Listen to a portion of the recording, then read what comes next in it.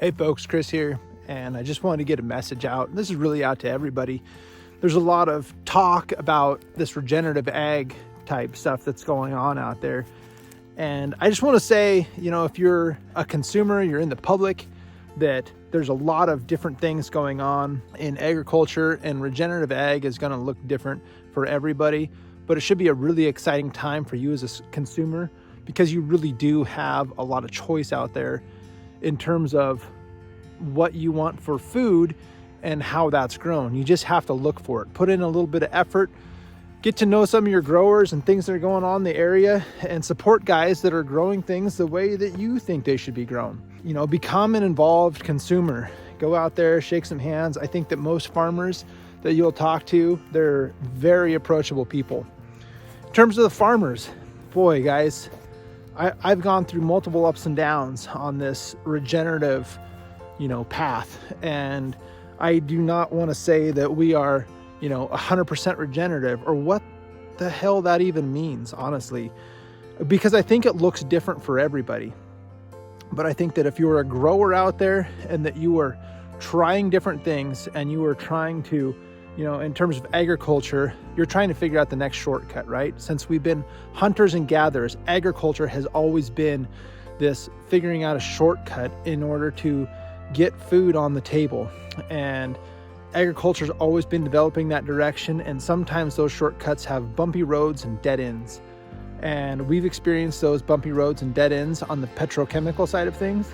And we're choosing other paths. We're trying to find other routes and stuff right now.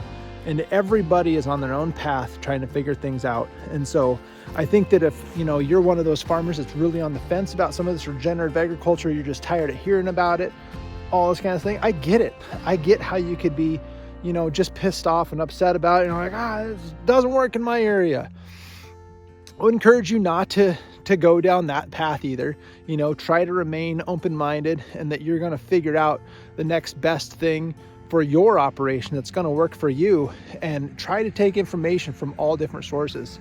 I live in Washington State, and marijuana is one of those, staple crops for Washington, right? Washington, Colorado, that kind of thing.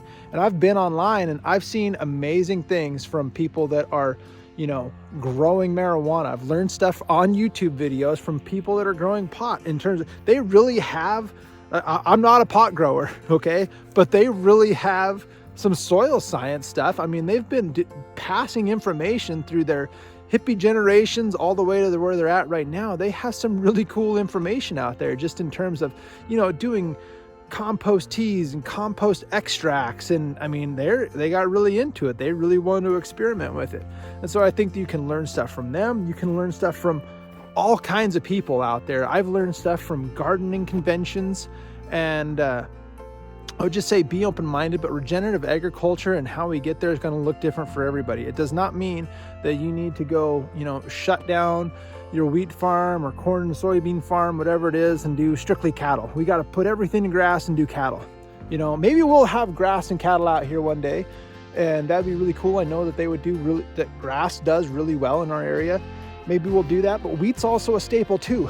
And I'm going to continue to try and figure out how to grow a wheat crop the best I can. I'm going to try and improve my soil the most I can. And we have been improving our soil over the years, and it's working out well for us to this day. So I just want to, again, encourage people wherever they're at, don't get too overwhelmed by this term regenerative agriculture that's getting tossed around out there, but there's really cool stuff that's going on.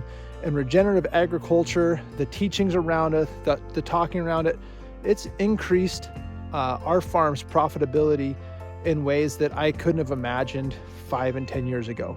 I never would have imagined that 5 and 10 years ago that I would be buying wheat seed with no treat on it, no herbicides, no insecticides, that I'd be inoculating it with fungus. Fungus was an enemy, 10, 15 years ago, based on what my knowledge was. And that I would be then, taking worm castings, extracting the biology out of worm poop, essentially, putting that into a liquid solution and spraying that on my seed as well to increase, biological diversity of what's going on out here. And then let alone having it work. It's exciting, are we going to have issues with it? Maybe, maybe that it's not the way to go.